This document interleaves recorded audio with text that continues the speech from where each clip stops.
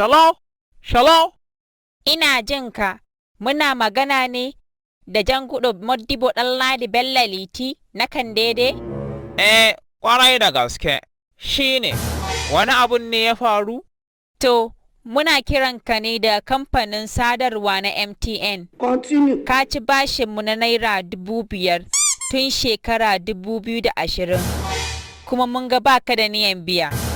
Kuma har yanzu baka biya ba, shi ne muka kira mu yi maka Allah ya isa kuɗinmu da ka ci, kuma ba za mu taɓa yafe maka ba. Allah shi ba ku haƙuri, ba karya layi nai ba, ba kuma jefar da shi nai ba. Yana nan a ajiye shi nake amfani har yau, a cikin shekarar nan zan biya ku kuɗinku. Ina sane ba mantawa nai ba. Mu dai Allah ya isa kuɗinmu da ka ci, shi ne kiran da muka yi maka kawai. Yo, wallahi tallashi ban da kuɗi.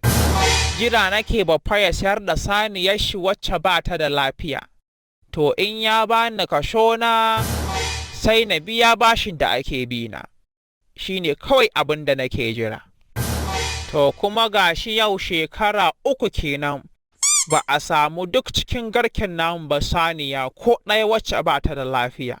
Shi ne kuka ji ni shiru. Mu dai babu ruwanmu, Allah ya isa kuɗinmu da ka ci, shi ne kawai daman kiran da muka yi maka. Kina ji na? Na ce kina ji na? Ina jin ka. Wani taimako zaki min. Kin ganni nan? Ina jaune. Ban da taro ko shishi, ko anini ba ni da. 5,000 kashal zaki turo min.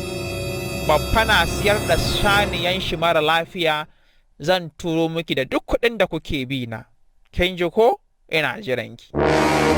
Kai, Malam amma kai sabon gudowa ne daga Dawanau ko? Ko kuma karen hauka ne ya cije ka ko? Danna mana